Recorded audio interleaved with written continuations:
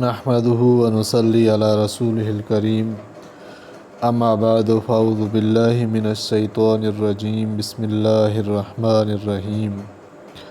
وهو الله في السماوات وفي الأرض يعلم سركم وجهركم ويعلم ما تكسبون وهو اور وہ اللہ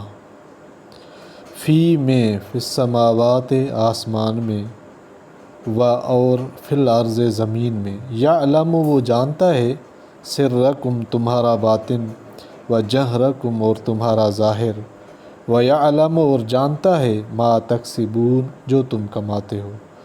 اور وہی ہے اللہ آسمانوں میں اور زمین میں جو جانتا ہے تمہارا چھپا اور کھلا، اور جانتا ہے جو کچھ تم کرتے ہو۔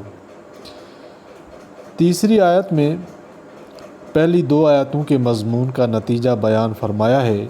کہ اللہ ہی وہ ذات ہے جو آسمان اور زمین میں لائق عبادت و اطاعت ہے، اور وہی تمہارے ظاہر و باطن کے ہر حال اور ہر قول و فعل سے پورا واقف ہے۔ اللہ تعالیٰ قرآن پاک کو سمجھنے کی توفیق عطا فرمائے، آمین یا رب العالمین۔